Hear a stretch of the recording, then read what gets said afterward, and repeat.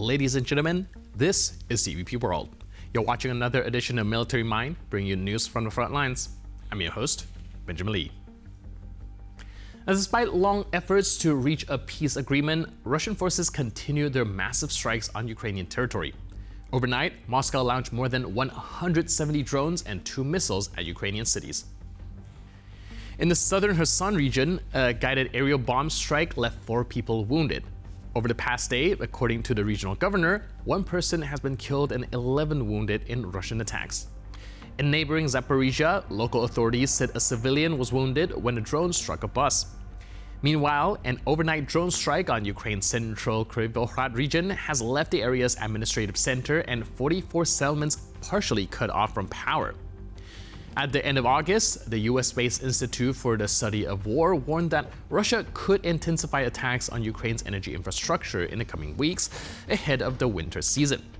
Russian forces also targeted Ukraine's railway network.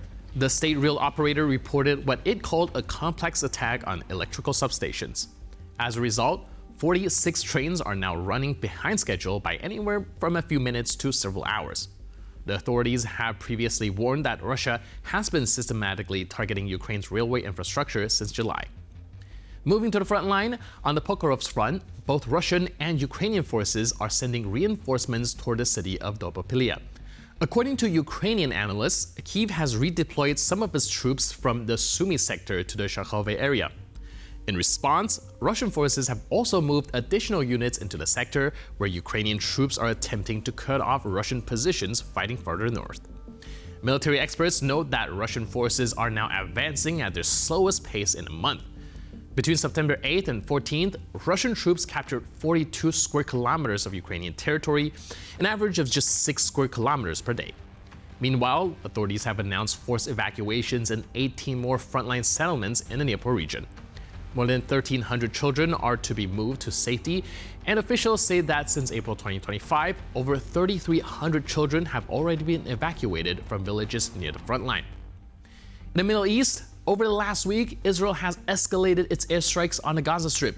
Heavy bombardment was seen in the city as troops began moving in from the outskirts after weeks of buildup. At least 69 Palestinians have been killed in the latest strike on Gaza City, according to hospitals in the territory. The health ministry in Gaza has condemned an Israeli strike on the Al-Rantisi Children's Hospital. According to the statement, the medical facility was struck 3 consecutive times, but no casualties were reported. During a recent massive enemy attack, Ukrainian Army aviation crews show remarkable skill and composure. Army aviation fighters intercepted kamikaze drones, shooting them down mid-air with onboard machine guns. This video footage captured the dramatic moments as pilots opened intense fire on the Shahed and Ukrainian drones, which were trying to strike deep into Ukrainian territory. Aim burst from the side-mounted small arms tore the drones apart in the sky, leaving them no chance of reaching their targets. This method of countering air threats is both unique and highly risky. Pilots must operate at low altitudes and reduce speeds to hit moving drones. It demands tight crew coordination and near surgical precision.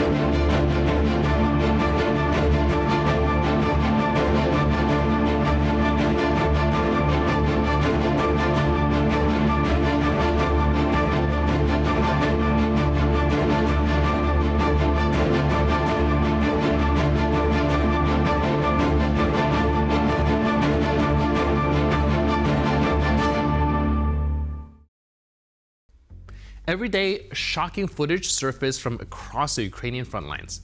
Drones crash into civilian cars or drop ammunition on people who haven't had time to take cover. Now, these videos are not random images of war, but clear evidence of Russian terror tactics aimed at spreading fear and causing severe harm to civilians. We cannot and should not dismiss this as just another video on social media. Each frame is potential evidence of a war crime that must be documented, preserved, and investigated. The international community, human rights organizations, and war crimes tribunals must see this material in its original, unaltered form, so the scale and systematic nature of these crimes cannot be denied.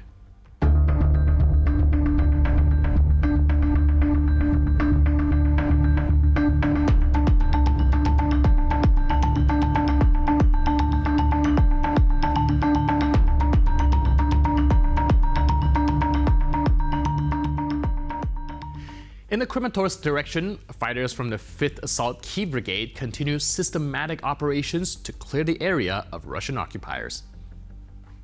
Unmanned aerial vehicle operators detect and strike enemy fortified positions, including dugouts and shelters where enemy units are hiding. The use of drones enables precision strike on these targets, reducing risk to Ukrainian forces and supporting effective progress on the front line. After drone strikes, infantry units move in to complete the sweep, destroying any remaining enemy weapon and combat strength. The coordinated work between aerial reconnaissance and assault units show a high level of teamwork and boost the effectiveness of combat operations in this area.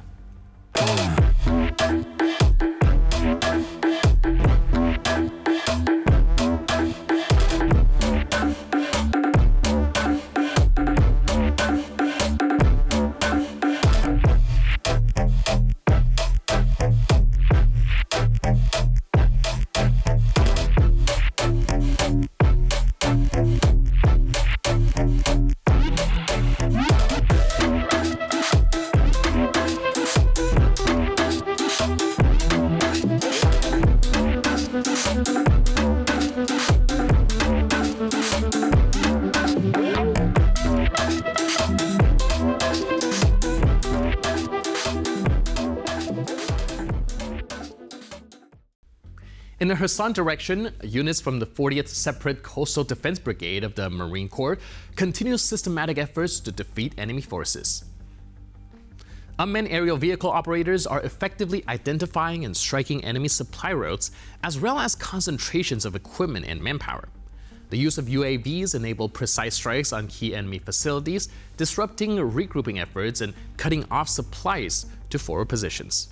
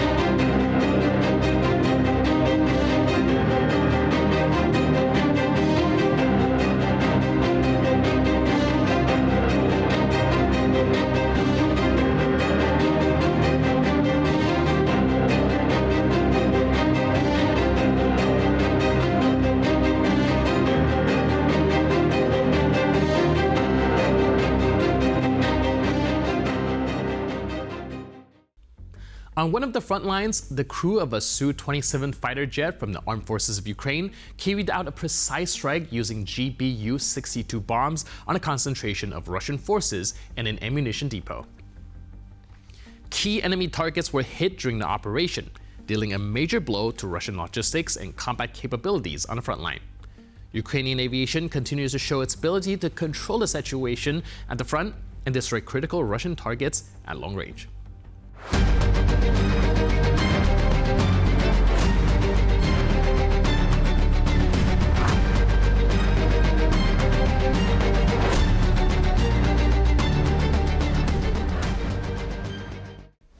And with that footage, we conclude this edition of Military Mind. But for more news, update, and commentary, please stay tuned to TVP World.